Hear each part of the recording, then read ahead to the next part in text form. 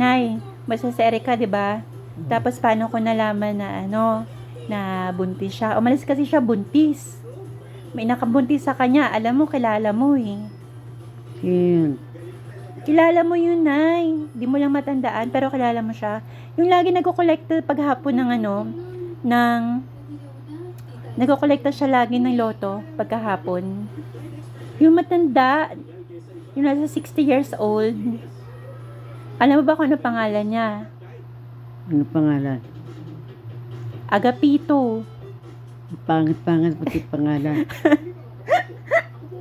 Ayun nakabuntis kay Erica, Nay. Naku. Bakit napunti siya agad? Ilang araw lang dito. Nay, 3 taon na dito sa Erica. Ano ka ba? Magta-3 taon na. Ang pakilala kasi nung lalaki na yun na, yung kolektor ng loto, binata daw, matandang binata. Binibigyan sa Erica ng mga kwentas. Minsan pagkain. O tapos, pagkatapos nun, Nay, nahulog yata si Erica doon, na in love. O ano nangyari? Ba't di mo sinabihan? Hindi ko nga alam, na kasi hindi naman siya nagsasalita. 'Di ba puro nga lang tawa yun, 'di ba? Hindi naman nagseryoso. Tapos pagkatapos nun, paano ko nalaman na buntis? Kasi Nay, may tatapon sana ako na garapon ng maliit. Pag amoy ko, parang parang alam mo yung yung oil na panhaplas, yung Ba't nabibili di mo sa... kaya neto dito? Sikreto nga eh. Hindi niya nga sinabi. Sa akin lang. Nung nalaman ko, pampalaglag pala yung bote na maliit yung ganon. Nabili niya daw sa Quiapo. Uuwi daw siya ng Samar. Sabi niya, ipapalaglag niya daw yung bata. Diyos ko. Ano ba yan?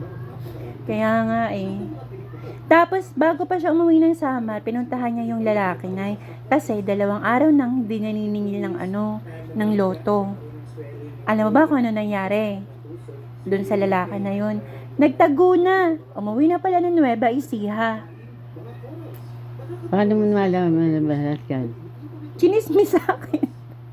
Chinismis sa akin ni Erica. Pinuntahan niya sa bahay, Nay. Tapos na, ang kwento-kwento doon sa kapitbahay nung Agapito na yun. Kasi Agapito yung pangalan na yun. Pati pangalan ang pangit.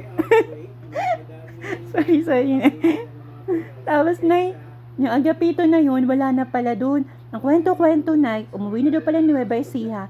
Tapos, Nay, eto pa, Nay, may nalaman ako. Alam mo ba, Nay, kung ilan yung anak ng Agapito? 'Di ba 60 years old na yung yung Agapito. Alam mo ba kung ilan yung kanyang anak? Alam mo ba, Nay, 100.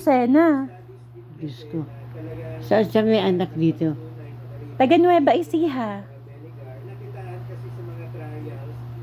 May apo na nga eh. Diyos ko. Tapos yung pakilala kay Erica, Nay, binata daw, matandang binata.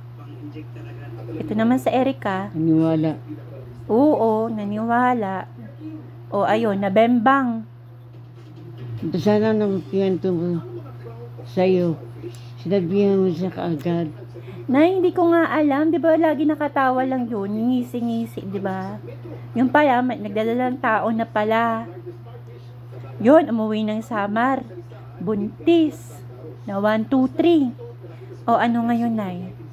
Ano masasabi mo sa kanya? Wala akong masabi. Grabe no, Nay.